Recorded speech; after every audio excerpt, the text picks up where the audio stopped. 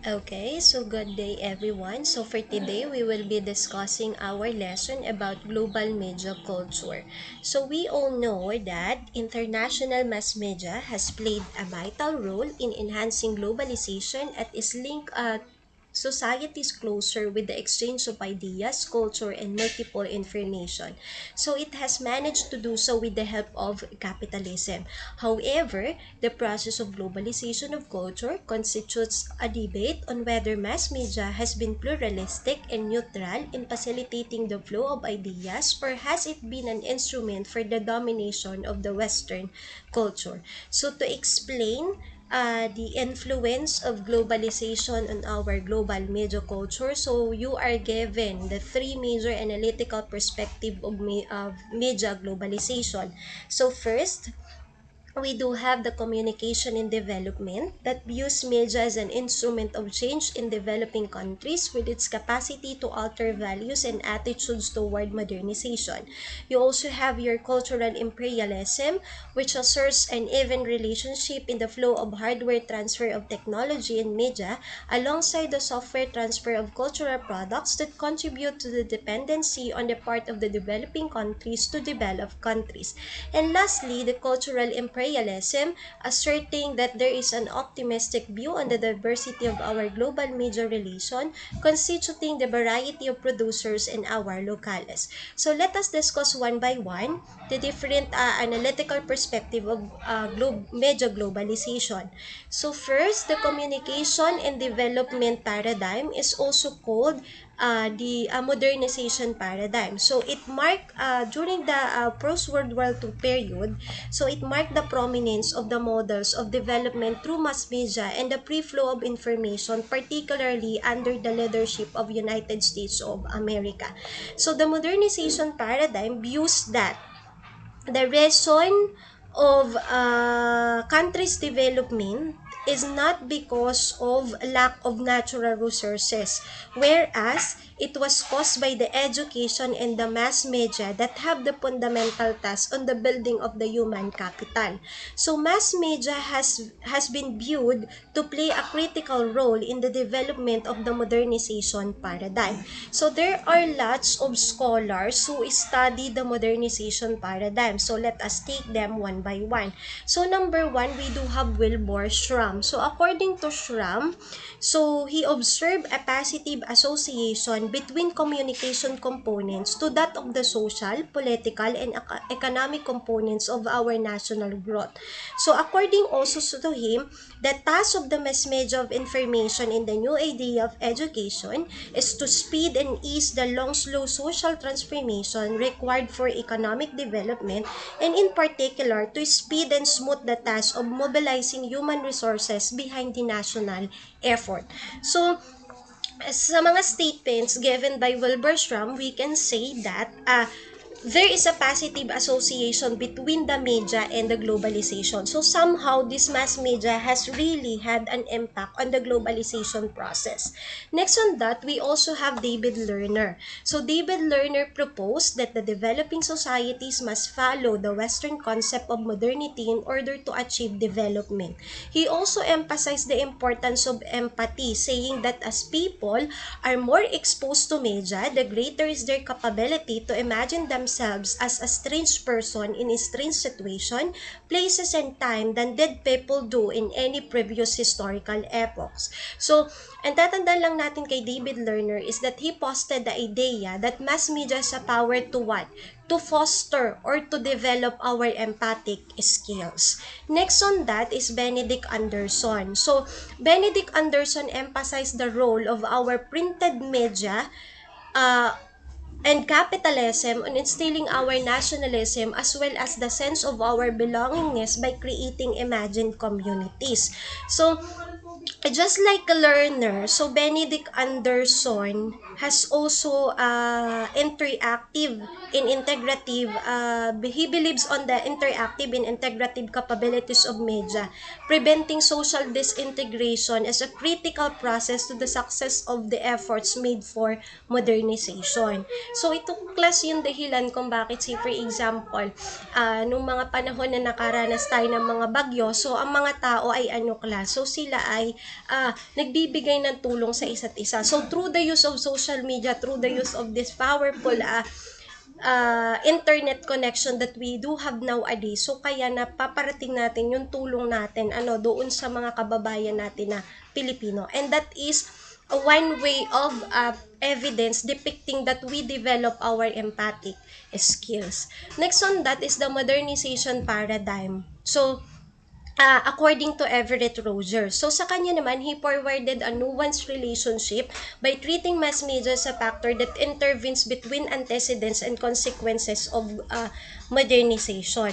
So dito naman, Everett Rogers has given different antecedents which are being driven by mass media exposure, and then it develops a different skills such as empathy, agricultural and home innovativeness, political knowledge, achievement motivation, educational and occupational aspirations. Next on that, so on a modernization paradigm also, so according to Everett Rogers, so he said that the presence of the mass media in societies had been observed by modernization or scholars correlated to the social, economic, and political indices of our development.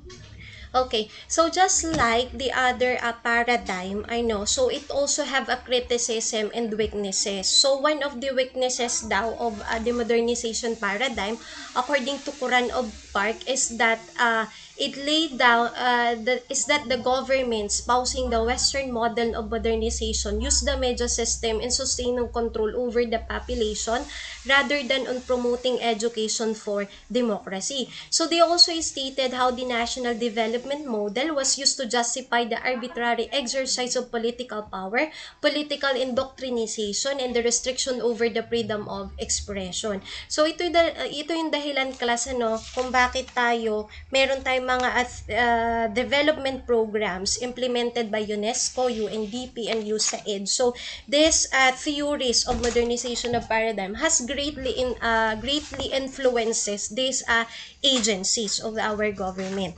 So next on our modernization paradigm, we do have the cultural imperialism. Okay, so when we say cultural imperialism, so it argues that the global audiences are exposed to media messages dominantly deriving from the Western industrialized state. So the concept of cultural imperialism summarizes us or describes us the sum of the processes by which a society is brought into the modern world system, and suddenly we are attracted, pressured, forced, and sometimes being bribed to correspond or to even promote this Western culture of the dominating center of our system. So there's a difference when you say media imperialism and cultural imperialism according to Boyd. So when you say media imperialism, it is the process of ownership, structure, distribution, or content of the media.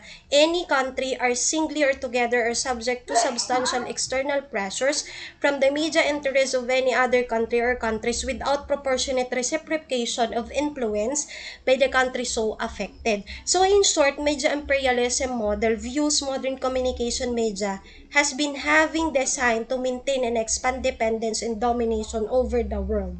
Okay? So, according to Hemus Dodge, 2005, so the concept of imperialism is about what? The building of empire. So, meaning to say, it implies that there is what? There is a domination of the other country when it comes on our national consciousness. So, that's why our capital and infrastructure and exert political control determines the messages produced and cultural products exported, which in turn dictates the Western social cultural norms and values of liberalization and capitalist consumerism to weaker and poorer states. So the Western dominance also have have been viewed by scholars as a contributory factor in spreading biased images and prejudices of colonialism towards the South, reducing this nation places of corruption and coup d'etat and disaster. So, yung mga new agencies helping on the Western dominance of culture are the AFP, UPI, and AP. So, according also to the Sinits of the Media, So they cited largest media companies in the world, and according to their study, so television remains to be the most important advertising medium, but it is now followed by internet, which has replaced print media as the second. So digital advertising, according also to Senate of the Media, has been on rise with 5 digital companies such as your Google, your Facebook, Baidu, Yahoo, and Microsoft. So ito yun, class.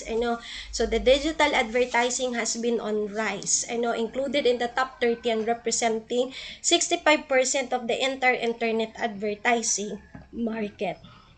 So, cultural imperialism paradigm is also responsible for the development of the NWICO, or the New World Information and Communication Order, or a movement uh, of a collective resistance to pressure UNESCO to change the dynamic of news media that has been dismissive of the interests and needs of the less affluent world, to change the one-way flow of news media and cultural products between the North and the South to a two-way flow.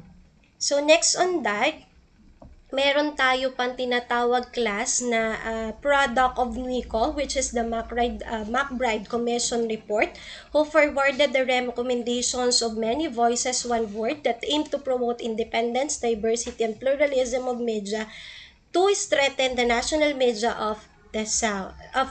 But its recommendations were fruitless and were perceived as failures. So lastly, we also, since cultural imperialism has also undergo criticism, so because of Nico, so kaya na-develop, class, yung tinatawag natin na cultural pluralism, or the transition of our culture from the homogenization structure to a heterogenization structure.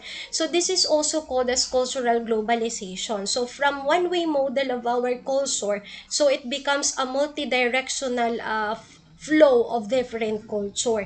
So this is a reaction also to the passive receptacles of information and ideas. So homogenization is about the development and imperialism approach on the impact of globalization on media and culture, whereas heterogenization approach is synchronous or have the same meaning as hybridization, synchronization, reterritorialization, and indigenization. So lastly, so cultural pluralism is also have been criticized. So say for example, dun sa nangyari on the study of Gordon 2009, wherein he study on Jamaican media challenges the cultural heterogeneity and diversification thesis, and he argues the proliferation of homogenization of American culture evidence from the imported models for production of local television content. So she argues that while adaptation daw of American program models have been successfully localized to the point of producing original and separate products, as seen in telenovelas of Mexico and Bollywood films of India, so such success has not been present on Jamaica. So where local programs do not bridge the gap between local and global to the point where an original genre is actually created. So again, so just a quick recap. So those are the three major analytical perspective of media globalization. So you do have the modernization paradigm, cultural imperialism, and the cultural pluralism, also called as cultural globalization.